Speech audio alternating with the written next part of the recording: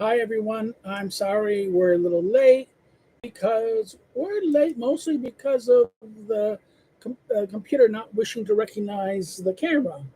Yeah, YouTube is saying, "Oh no, your camera is not connected to YouTube, so you can't do anything." I was like for 5 minutes trying to figure out what it was using. It was just something I did a couple days ago. A YouTube, not YouTube, some video I did, and it was kind of saying, it's still alive, it's still alive. So, therefore, so hello, probably people, I just put notice out there in Twitter land, and there's not many people going to watch, I never do. Hi there again. This is the Friday live stream saying hi. This is the end, last of September. The new semester is beginning at Warsaw University, so I will be starting. I have only 3 courses, but that's okay because next semester I have 5 courses.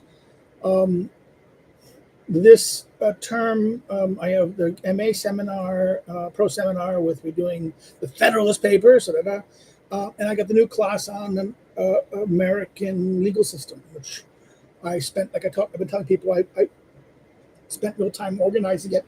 I got like a 300-page lecture for 15 lectures. I have basically written up a draft of 15 lectures, which are totally about 350, over 350 pages that I printed up, ready for school. I teach Wednesdays and Fridays. The Friday is for the master seminar, and the Wednesdays are both for my undergraduate research pro seminar for the BA thesis students and there. So therefore, that's the structure of what my schedule for next this coming term will be. This Sunday, I caused a shit storm on Twitter because I wrote a piece on my thing I sent. I wrote a piece on criticizing Scruton's understanding of nationalism. I sent it to the critic. Now, David Starkey liked it, and he thought I sent it to Starkey, kind of see what he think about it. Starkey he emailed me back saying he liked it, he agreed with it, we're basically on the same page. I asked him, should I publish it? And he said, it's a good, this is a good piece, you should think about publishing it. I thought where, and I thought about the Critic, the UK journal, the conservative online magazine and print journal. I didn't really know Salisbury Review, and I didn't think it would be published at Salisbury because it didn't have a lot of footnotes. I didn't have footnotes. I mean, I don't have access today currently to the Scruton books that I could have, and most of this was from my notes and memory of talk I gave to undergraduates about a year, over 6 years ago. Graduate students over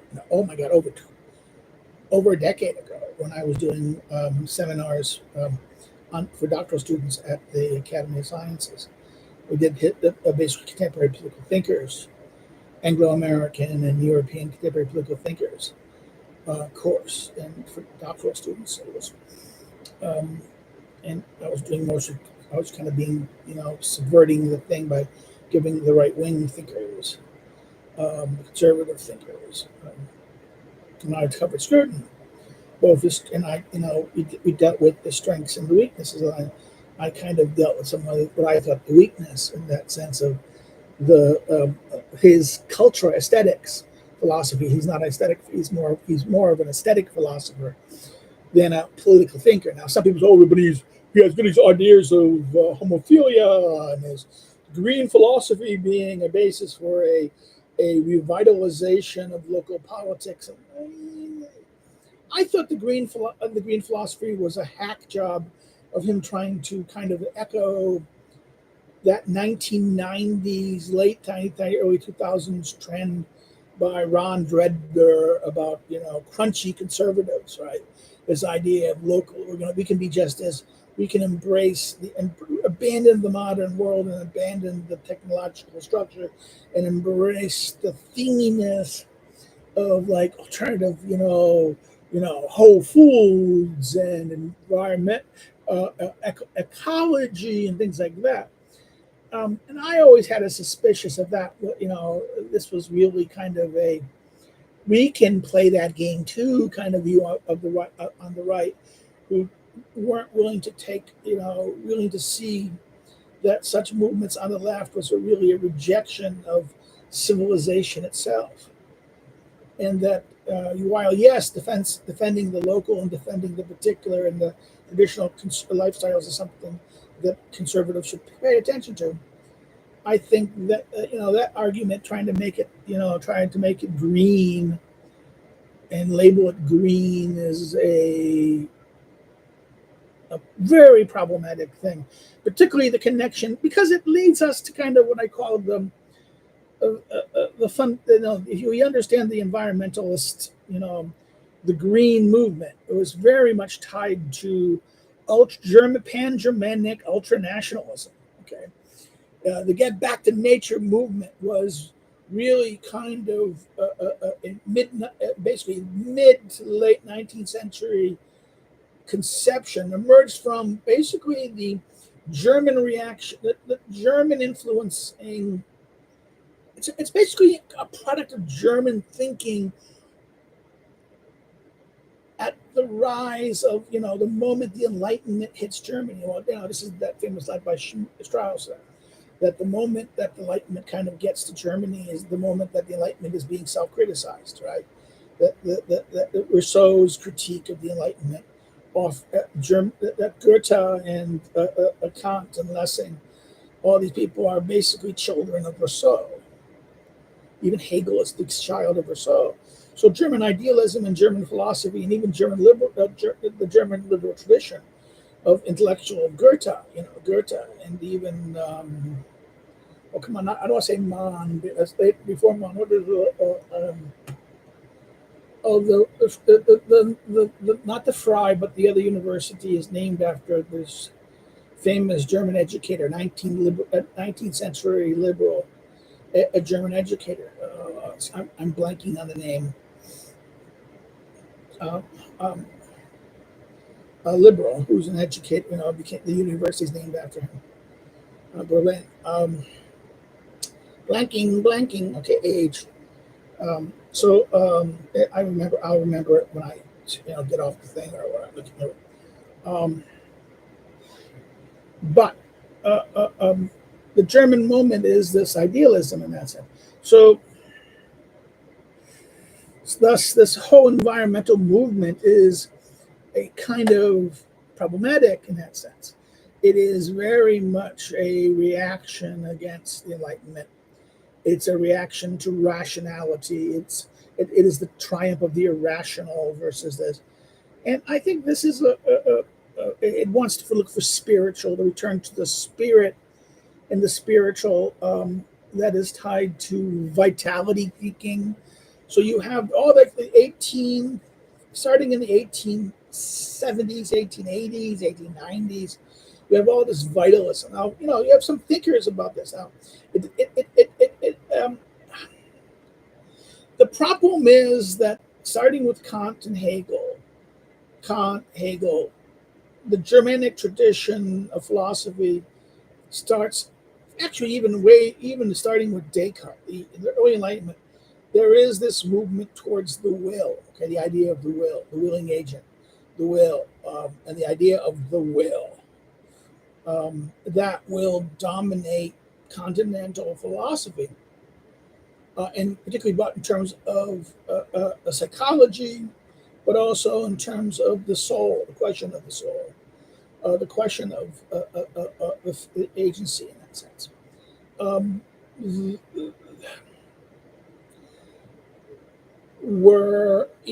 you can see the different reactions of how the will is to operate, both with Kant, where the will is subjected to duty, through duty to reason. Hegel, that the will and the rational are kind of interconnected fundamentally, with the Romantics are kind of basically trying to separate will from reason, and talk about that will is something tied to the spirit or animus, the animated animation of life itself. You see this now, of course. This is Schopenhauer famous treatise on this and things like that. You see this. This is a very much issue in Germanic thinking, that goes off in German philosophic thinking, but also German cultural thinking. You see this in their literature. You see this, and therefore the rise of the various traditions of occultism that emerge in Germany because of this vitalism and this understanding of the will and vitalism and this idea of the spirit, the animated, the rediscovery of myths and the turn of, you see that in Austria with the Stefan George Circle. You see this with, all these. There is this one aspect, but there's at the same time there is this body positive. There's not positivity in our sense of, oh, you're big fat, okay, but rather the idea of vitality of the healthy man living in nature, returning to nature, very much kind of openly embracing kind of the perception of the way Rousseau, Jean-Jacques Rousseau's arguments and his teaching about the social world we live in being so corrupt that we have to escape from it and return to nature. His idea that, I've always argued that Rousseau was not really a fan. Rousseau's criticism of the Enlightenment did not really want us to go back to be primitive man in nature.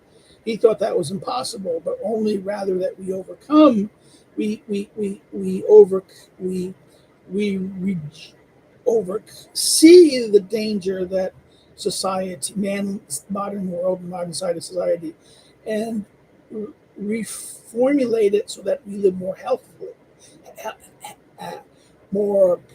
more in tone with the natural, or maybe even argue that it was not possible to, or that maybe because Rousseau is a very complicated thinker. Rousseau often has different minds at different times. His attitude will change at different times of his writing process. We can always argue that Rousseau, like Nietzsche, Rousseau is kind of a little mad, right?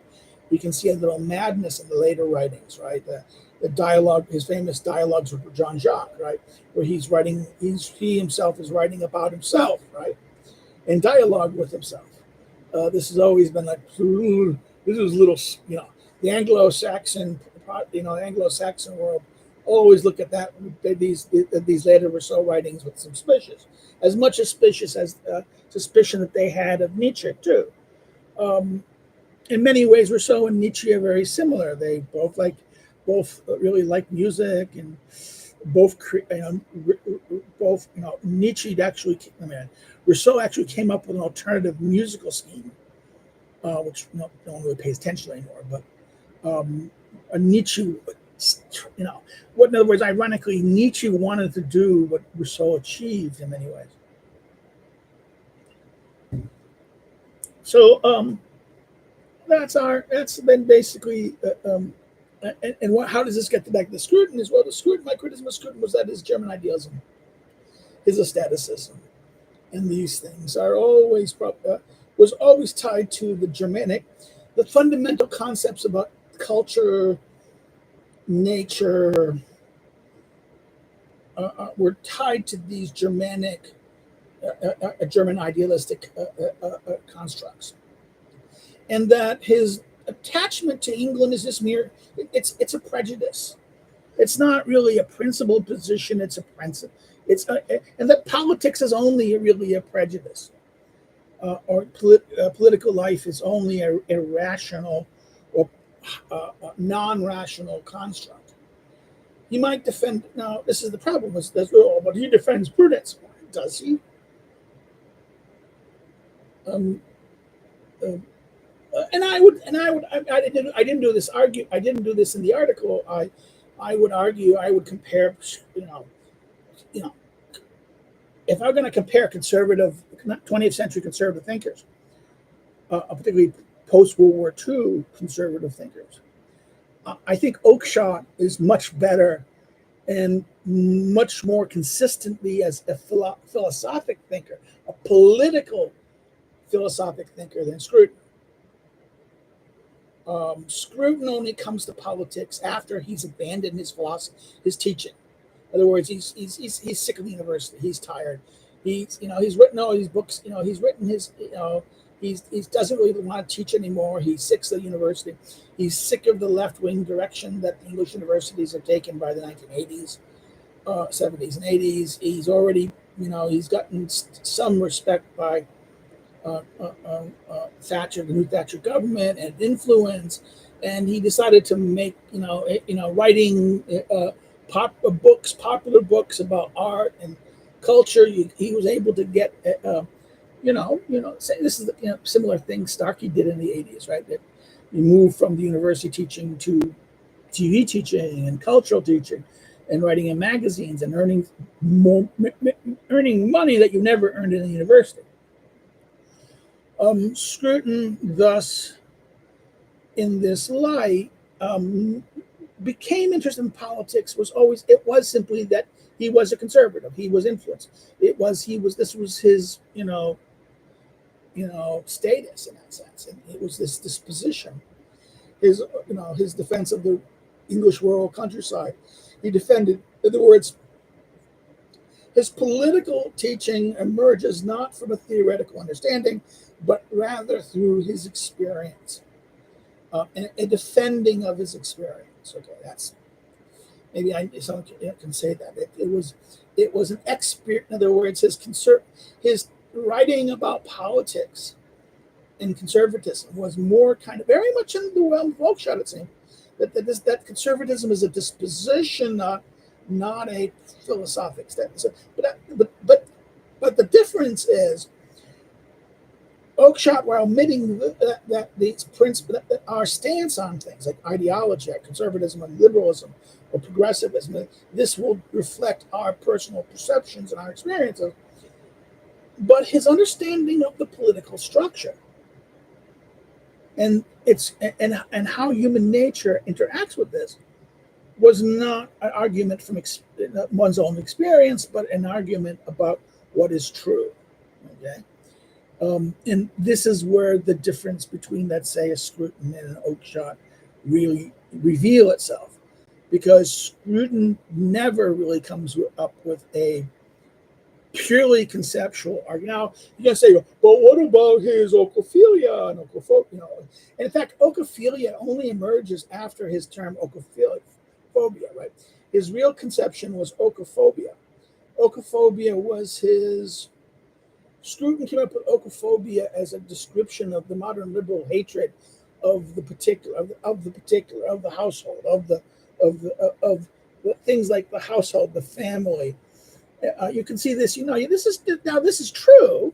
You can say he gave a name. He took two Greek words, phobia and oikos, and mixed it together to basically describe traditional leftist attack from Marx and the radicals of the 19th century radicals and liberals and radicals, that the family was a structural authority and oppression. We had to go over it, had to overcome it. That human sexual relationships, the household, local communities are prejudicial. There was all the radical attack on the local and the familiar, and their traditions, their customs, their habits, and the embracement of the urban intellectual, right? The seeing the urban intellectual as a peak at one level. Then the other one is the romanticization of the laborer. But ironically, the laborer was always defined as subordinate to the intellectual who understood better the late. In other words, it wasn't the laborer's own experience that mattered for the Marxist. It was or the radicals. It was rather the intellectuals' better understanding of the conditions of labor than the laborer. In other words, that would shape their romanticization and idealization of the laborer. In other words, the intellectual, the urban intellectual, uber alles, right? This is the leftist position. Now I can see within Scruton this is a conservative trajectory of rejecting this liberal progressivist's perception of the superiority of the urban intellectual uh, and their way of life. And the idea that the modern world, in the way the modern world champions, is the world of the modern urban intellectual. Okay? This is the winner of globalism. The modern urban intellectual is the big winner of the globalist worldview. In other words, his work is not locally. In other words, his labor is globally. His work is, in other words, he can, he because it's conceptual. He does not have to reside in a particular place. He can go anywhere. This is why the urban intellectual is an everywhere person. It is an everywhere person, not a somewhere person. This is using the language. I'll forget the English writer who said this, but everywhere versus somewheres. I get in trouble. Hold on. I'll just check.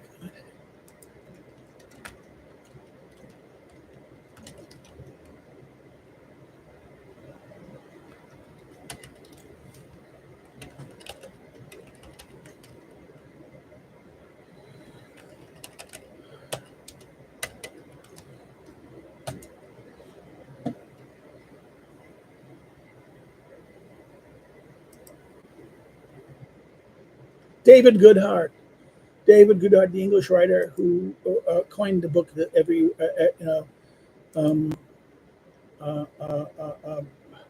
the everywheres and somewhere, the somewheres versus the everywheres. I don't really know.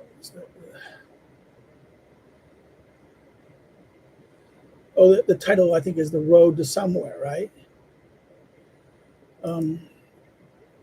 There's the book thing.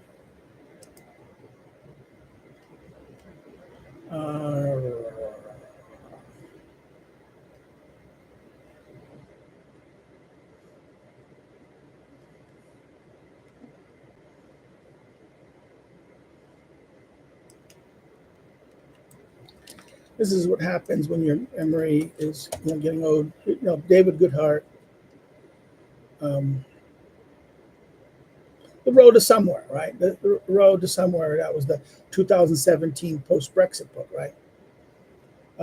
And then his book in 2020, Head, Hand, Heart, right? This is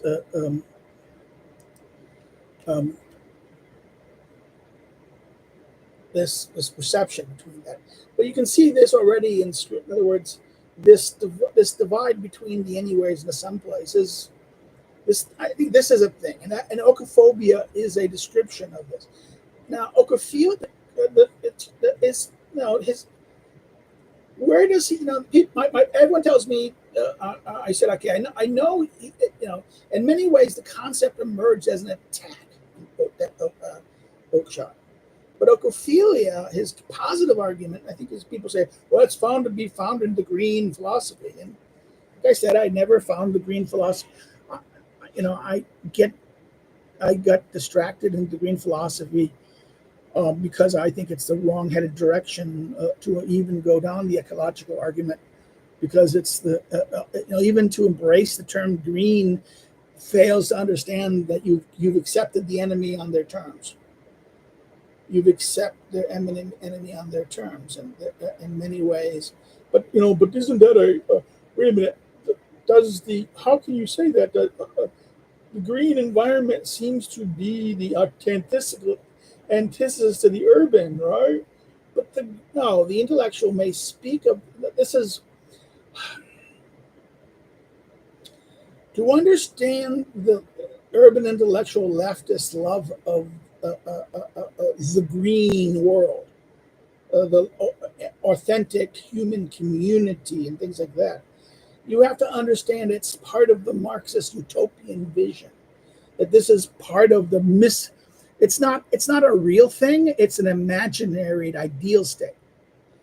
It is that environment one gets only at the end, when communism occurs. This is that famous description of Marx in, I think, Capital, or maybe even is it in the Communist Manifesto, where he says that, no, I think it's in Capital too. It's the famous description of man in the state of communism, where he's able to fish in the morning. After he worked and did his thing, he'd go fish in the morning, do that. No, that very idea. This is the only area in this condition. But this is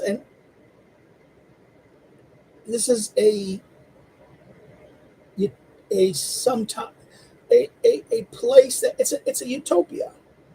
It's a no place. It's a no place.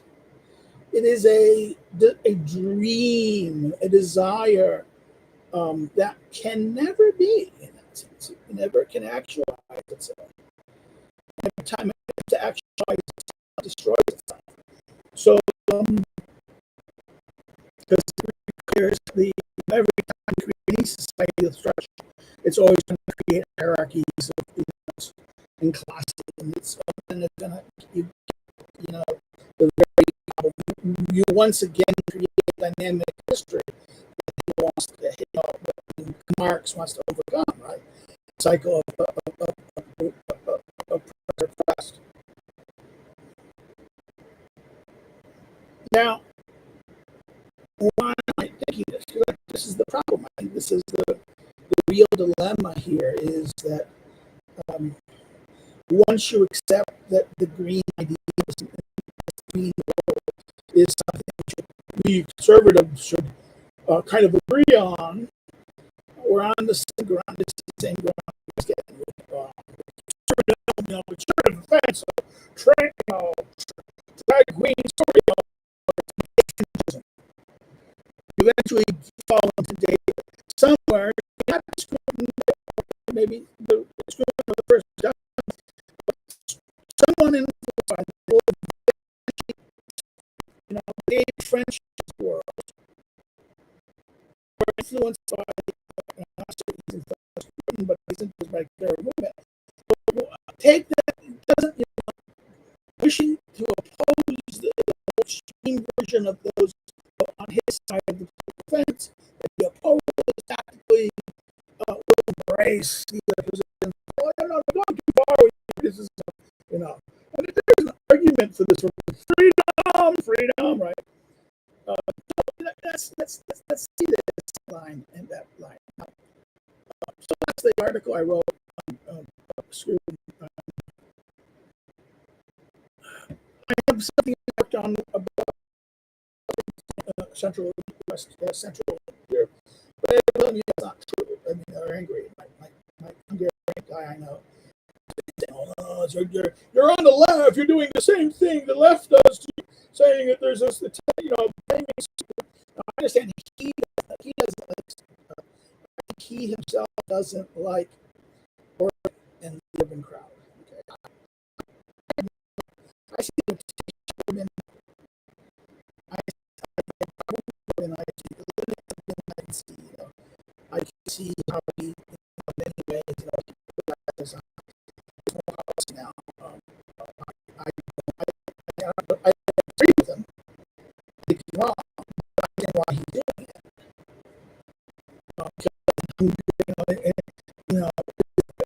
Is it really in Hungary's interest? No, maybe. It's questionable. It's being puppet. The question is, Germany Russian puppet?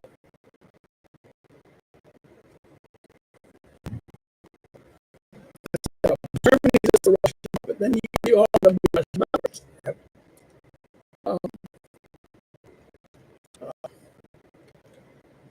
So on that, basically that, I don't want to get in trouble.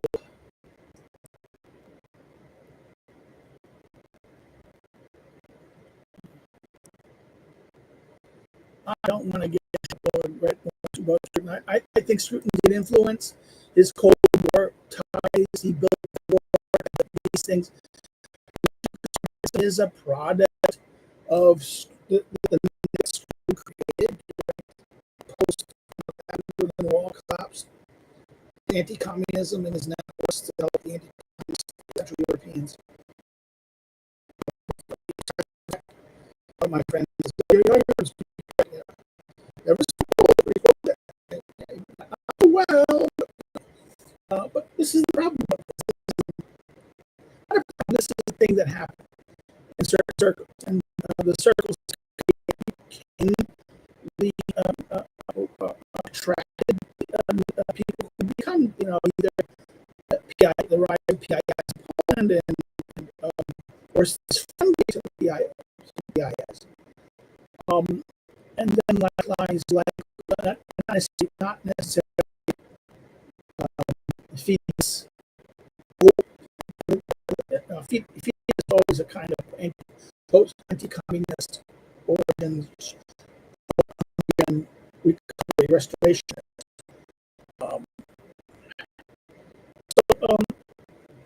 This is kind of what we almost had to talk about. So I was trying to show that no, there is this influence, because I would argue his understanding, Scruton's understanding of the nation as a cultural aspect very much echoes Yazzie Harozum's understanding of this as religious, as I can never say Hazoni's argument, Hazoni's argument, and the National, Edmund Burke Foundation, and part of one of the people, with part of the national conservatism. They really, it is a cultural understanding. It is religion. It's not strictly religious. He wants to talk about it. Therefore, there is this Scrutonian influence, heavily Scrutonian influence, in what I see as the national conservative movement in this sense. It wants to defend the nation state, but in the Central European way, the nation state is a ethno construction. It's political, but it's also a byproduct of nations who are ethnologically constructed, particularly post 19th century post. So, whereas the Anglo-American tradition of political union is not a nationalist construction, and that's why we always say, and that those who wish to give a nationalist direction to Anglo-American affairs often kind of create a dangerous trajectory. In other words, the kind of envision of the Anglo-American structure is not civic. I don't want to get into the civic nationalism versus ethno-nationalism. I've always argued that I think Bernard, I've recently, not recently, about a decade, about 8 years ago, I was always I was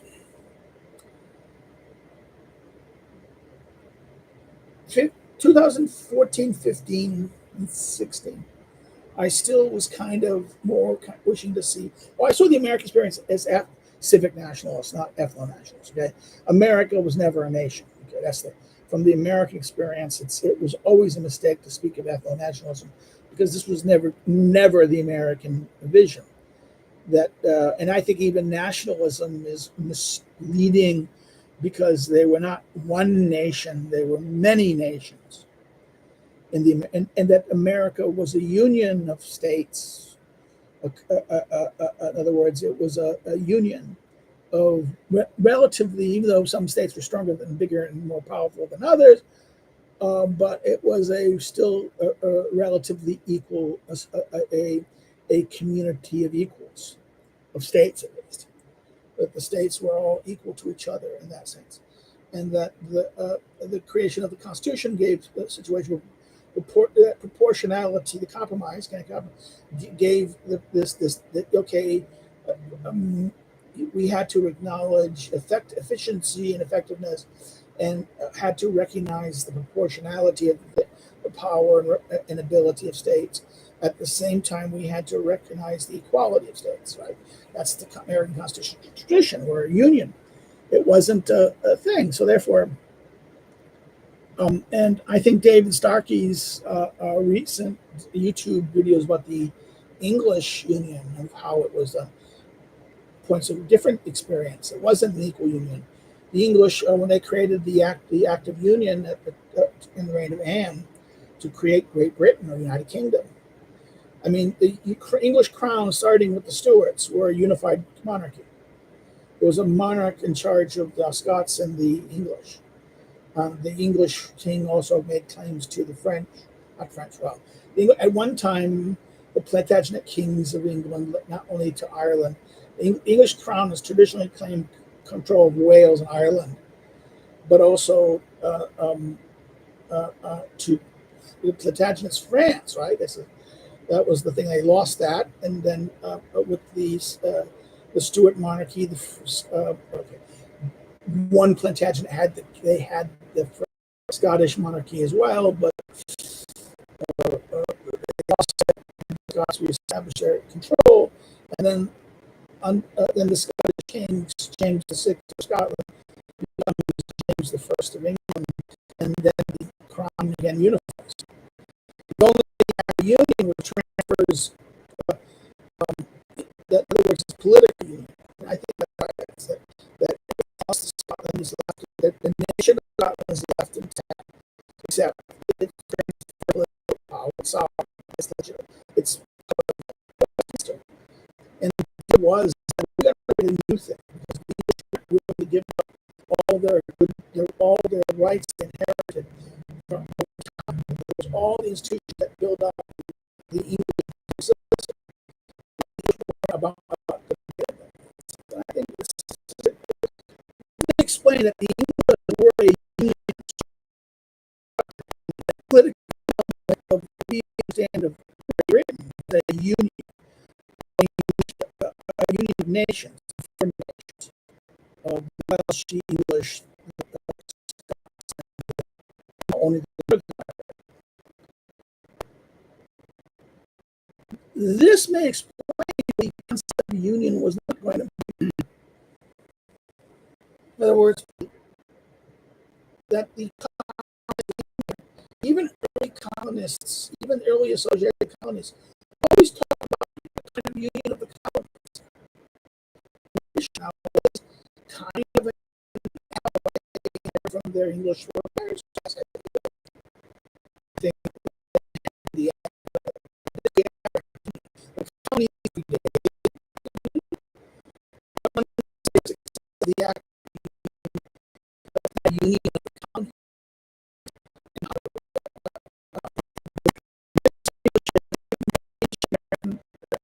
Of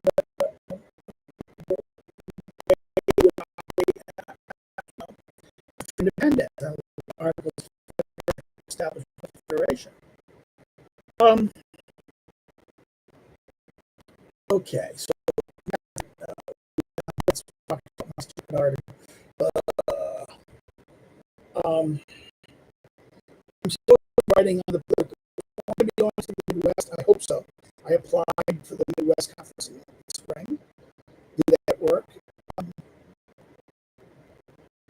I have to now finish my working draft of that paper.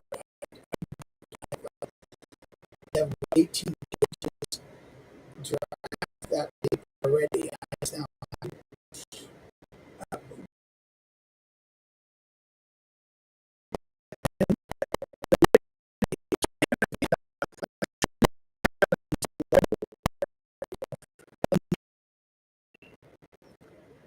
I finished with my first round of the outline of the characteristics.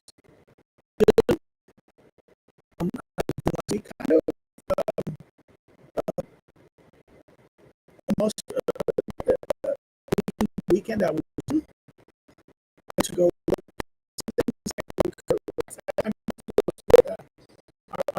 and do it. It might take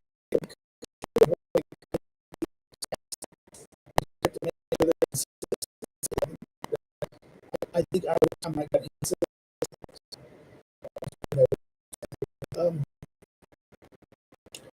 second thing is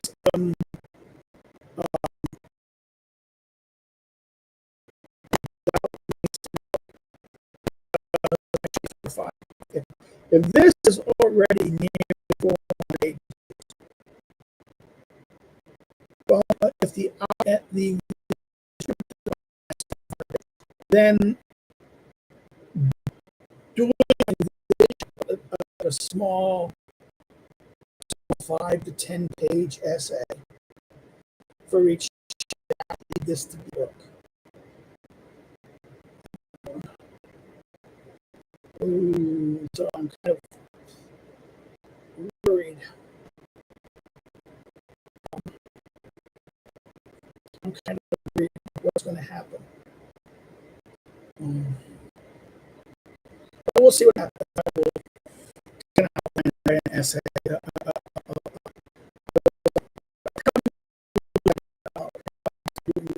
Honestly, in October. So we'll see what happens.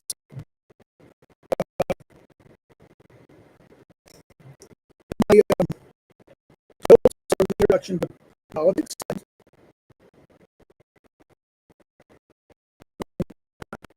Get that.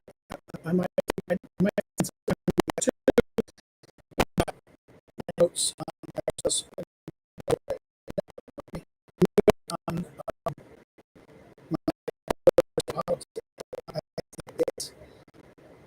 I could put that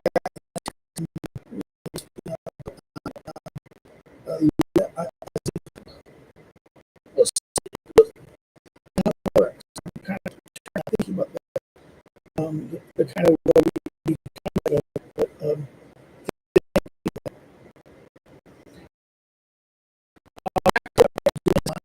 I do it. My political form, versus the interaction of the social form. That I have a paper that's almost there, but I have to go restructure,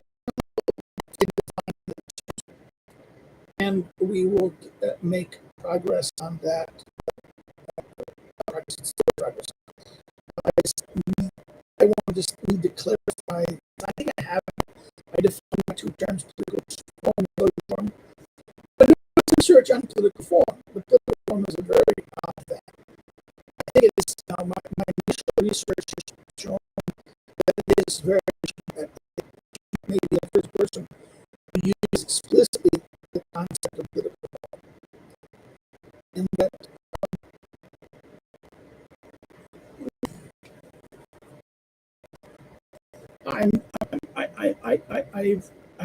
I think this is the problem, that the term itself is a very Schmitty term. And it's not really used before. And even when it's close, the body politic, you can do that a little bit. Politeia, if you accept Claude Lefort's perception, understanding what the political form is, he turns to Aristotle's politeia. Schmidt is clearly body politic, and Baudin and it's Hobbes, right? I kind of have the theory that is it kind of developed over history, how it worked. I need to go check. I really need to check the history of this because I think I might have another separate piece of political form, a smaller piece on the political form. And then talk about Schmidt's use, Lefort's use, Menot's use. I talked about Lefort already. Lefort's use. I compared Lefort. I compared Lefort's use of the form to Peter Pierre Menot, and that was published at. I never say it. My friend Steve Hayward has invited me to kind of occasionally write for him in his. Steve Hayward runs is one of the Powerline bloggers, writes on Powerline and writes and does their 3 cocktail, their three people cocktail hour, the whiskey hour, right? The whiskey show that they do once a week with John Yu, um, Lucretia Mystery, and Steve. And Steve and Lucretia are going to be doing a Substack called Political Questions. And he reposted my piece. You can never say the name of the place. Cliff Knox is going to get mad at me for getting the name wrong. I can never pronounce it.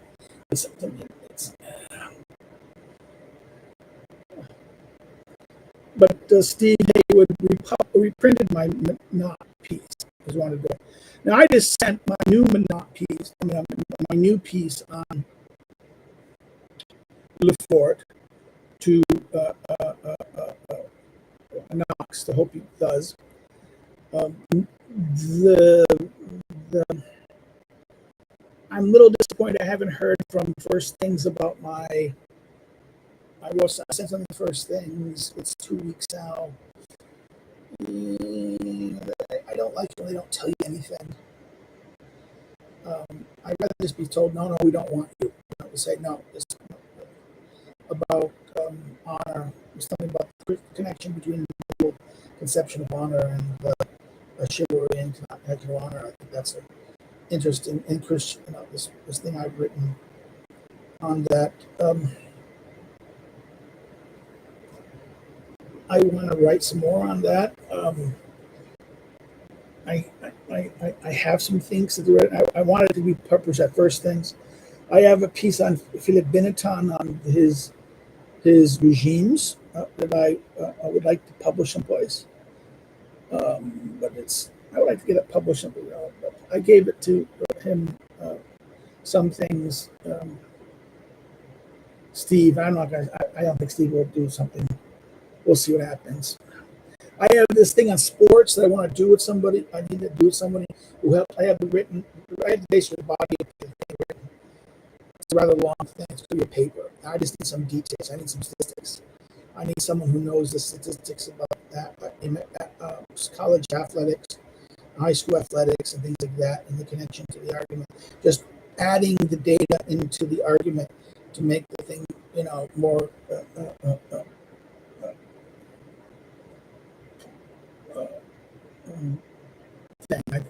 social sciencey. And that's the writing thing. I've been busy writing. I have to. I'm still working on my Aristotle regime science thing. I have making real good progress. That's why the article, getting the article done there is a major step for getting a jump on that. I hope to get a jump on the rest of Book 5, the last two parts of Book 5, which are the analysis of preserving and the changing and preserving of monarchy. Right, that's chapter Book 5, chapters 10 and 11. Right, why changes happen to monarchies, kingships, and tyrannies, and why it happens, how they can be preserved, kingships and tyranny. And it's a separate account from the general account of regimes. So that's interesting. That's the first thing you have to ask is why does Aristotle separate the account of monarchies from the account of the regimes? Now, okay, this is we had a technical jump. Okay, we froze for a second. Oh, I hate that when it phrases. Well, we had, like I said, you have to address why does he do this? Why does he separate the account of tyranny and kingship and tyranny from the account of regimes? Maybe this is just rule. This is rule, not political rule. Okay. So therefore, that's one argument. And therefore, that's why he treats it totally separate. And it's very interesting that some interesting things happen in the discussion of tyranny. In the Greek, it's very obvious that a certain word that was to happen, the word the verb form to happen, which was one of the most occurring verbs in Book 5. Completely ceases to be used in the remainder after, once he starts discussing preserving tyranny. Sorry, no more discussion chance to happen chance, right? So therefore, that's that. And the other thing I do is the last chapter 12, which deals Book 5, which deals with two things. One is longevity of regime, which we'll talk about separately, and then the question of the cycle of regimes. I think I may get a good 10-page. If get that, then we just have to do the last thing, which is Book 6, and Book 6 will be very. If I'm making this progress right now, I think I can get this book done by the end of next summer. That's my goal, and I'll have a manuscript by the end, not end of summer, end of this next December. Manuscript ready, full manuscript ready. We'll see. I might get it. It might be earlier than that. You get flies bothering me. I don't want to. Well, that's it. That's the basic thrust of. We're doing videos as I promised people. You're still getting the Aristotle's politics things. Nothing's new, changing there. I think people are going to find if you don't want therefore I'm getting make some new views. It's like some people, but also some people going checking the old video out. So I've had some comments by people saying, "Oh, how come you didn't talk about this and talk about that?" And it's been like good. Now I want to talk about. I should get my fly swatter. Old flies, they're getting old, and they're. I need to talk about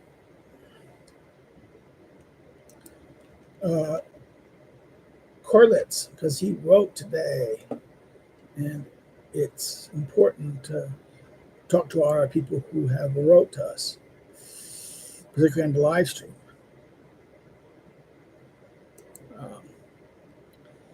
He thanks us for the TOEFL discussion we had last week. But this week he comes across an article, a book of articles by the French intellectuals, the French left, basically French center left, why we're not Nietzscheans, various philosophers and social scientists. This is Luc Ferry and that crowd. This was part of what we call this rebellion against the. When we think of French intellectuals, we think of Foucault, Derrida, Melaman, and these guys, right? We think of this existentialism, right? This post-Nietzschean, post-Nietzschean, and the way the Nietzschean and the Nietzschean road to power experience existentialism, then tied to the post-structuralism. And this was, we could say that was French philosophy. But then started with some people, they started to have a rejection of this. Luc Ferry, there's others I can't remember. Even somebody like Pierre Menot and Claude Lefort, and all these Casastratus, I can't ever say his name. There was this series of these French, they were mostly men on the left, they started out. And then a redefense of liberalism. It was kind of a defending of liberalism against the post-structuralist and the radical position. And the kind of appeal to someone like Raymond Aron, who, I don't know, is he post-Nietzsche? Is he Nietzsche? He's not non-Nietzschean, but he's very much influenced by Weber, and Weber is influenced by Nietzsche as well. So this is a difficult question. So he mentions this book, Why We're Not Nietzscheans. It was a French book. It's now published. It's been translated in English. I never had it, but I knew of it. And they're describing why they're skeptical about the different aspects of Nietzsche's thought. Yeah, now, a lot of it is related to the clear Nietzschean influences, the postmodernists like Foucault, Derrida, and Lacan. Right, that's correct. This was the reaction. This was, and I think it was like in the late '70s, early '80s. There's a movement of socialism or barbarism, right? Socialism, barbarism moment in the French left of the 1970s, the kind of saying that no, the Vietnam experience really went sour. That not because they were against the war, but then they're kind of have after they have post '68 regret. Okay, and they saw what happened in Cambodia, the revelations about the gulags that uh, Alexander Solzhenitsyn's the publication in France of the Gulag Archipelago and other Solzhenitsyn's writings really had a moment in '78, '79 in France. And that this was the moment where the left, French left, started to back away from the Nietzscheanism.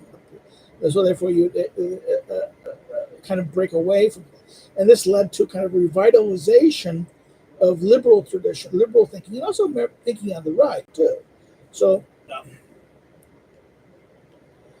now Nietzsche, Corlitz writes, Nietzsche is pretty popular on and influential on dissident right at the moment. That's true, but this influence of this issue of his influence on and use of progressive seems to be more rarely discussed by his right wing supporters. Exactly, this is the problem. This is right Nietzscheanism, left Nietzscheanism, right? Left, right. Everyone remembers the left Hegelianism, right Hegelianism argument, or, left and right Hegelians. Um, we can argue the same thing with the Nietzscheans. There's left Nietzscheans and right Nietzscheans, and that both of the Nietzschean sides don't recognize the other side of their coin. It is kind of thing. And dissident right is too much Nietzschean. But not of this. See, the problem with dissident right is a more complex construct. The dissident right is not only are the Nietzscheans in that sense, the Nietzschean types, but there's also the what I call, which are we can say the vitalists, who are kind of quasi Nietzschean, okay, or the vitalists and the spiritualists in that sense, which are influenced by Nietzsche in one way, maybe wrongly or whatever. But then there's also on the dissident right, the hard scientists, the race realists who are, now, ironically, some of the race realists have gone crazy. Um, um, uh, and went down rabbit holes that they should, and I think that's because they were so marginalized. The race realists went completely marginal. They went down certain rabbit holes, and it became certain taboos that they were going to cross, and then they continued crossing them until all taboos were. And then even there's an argument that some taboos maybe are there for a reason, and that we shouldn't kind of like maybe it's a good idea that we have that taboo. Um, um, I my problem is that the right wing Nietzscheans really need to confront. And I think the dissident right is a much more complicated thing than they're not simply all. I think what's happening is that there is this, I don't want to get into the modern made debate about what happened with Tucker, because I just think Tucker's not as bright as he thinks he is. This is why he got snookered by Putin in that sense. He's not now. I don't think Tucker is a Putin puppet. I think that is unfair to say he's a Putin puppet. But he's not smart enough in terms of knowledge of Russian history to be able to challenge Putin in an authoritative way when Putin gave clearly bad history or misreading certain misdirected history of the matter. That, in other words, what Putin said about the history of these things is just not correct. and that someone more knowledgeable about the history of Russia and history of even the Eastern Europe would be able to challenge him. But that's not Tucker. Tucker is not. He's a journalist. He's not really a historian in that sense. This is why, and he's an historian who's been burned by the system. So he's not a historian. He's a journalist who's been burned by the system, and is very dubious of all checks. He thinks that if a story cannot be talked about, maybe we should talk about it, right? Or we can't talk about UFOs. So he's gone down rabbit holes that I would argue that are maybe not worth going down, but because it's we believe in free speech, we're going to go on to about we can't talk about UFOs, but all those weird things that happened, and during COVID, that all of a sudden we had these reports of these vehicles that the Air Force and the Army were denying that it was theirs. Well, of course they denied. DAPA constantly denied things that were theirs that ultimately becomes theirs. And if God helped that it was a Chinese, then we'd be DARPA would be. So I think we have to be careful. These were aliens. We should be careful here. I'm Sean Ryan show talking to people with great crackpots. I wish sometimes people would just say, "Stick to your lane." Stick to your lane and do it. Not, I think Sean Ryan and those people are pretty good, but when they bring one of these people in who talk about these really cracky ideas, it's like flat earthism, flat earth. You do it now. Why do we do that? Why do the alternative media why do they do this? They do this because their viewers, they're driven by what their viewers want to say. And if enough viewers are willing to pay them to bring in a guy to talk nonsense, then you do it. Okay, this is the problem of patronage systems. Patronage systems, you gotta. This is true. If big corporate media, you have to keep your corporate bosses. You have to do what the corporate bosses tell you to do. This is also true when you're dealing with your patrons and your subscribers. You have to do what your subscribers want. And if 20% of your subscribers are kooks, and they are, they're going to be. I'm sorry. They're 10% of the population are kooks. 5 or 10% maybe kooks. Not necessarily completely kooks, but have kooky ideas. Well, 10% of your budget, if you're living on week-to-week donations, that's a lot of money. That can be whether you're surviving or not surviving. So I understand why this is what the danger of online relying on your online funding to do things leads you to have a situation where, oh my God, you're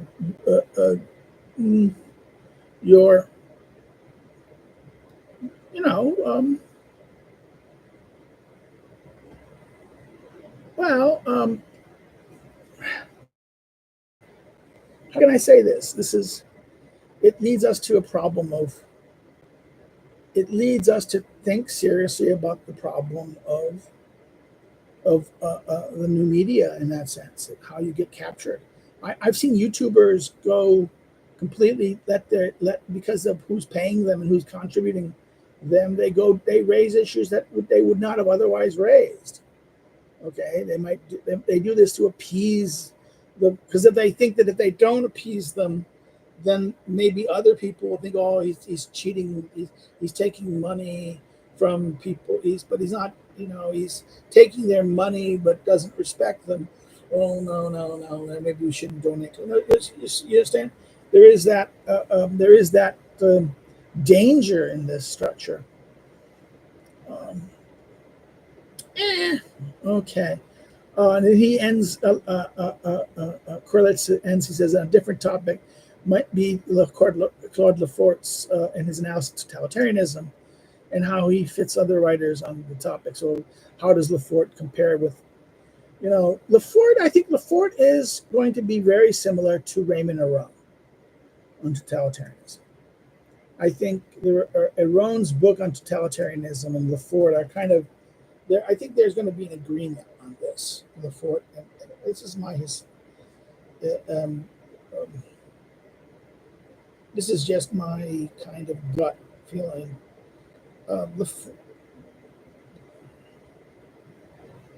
That Lefort's man of the left who rejects this, but so wasn't Aron kind of on the center liberal left, you know?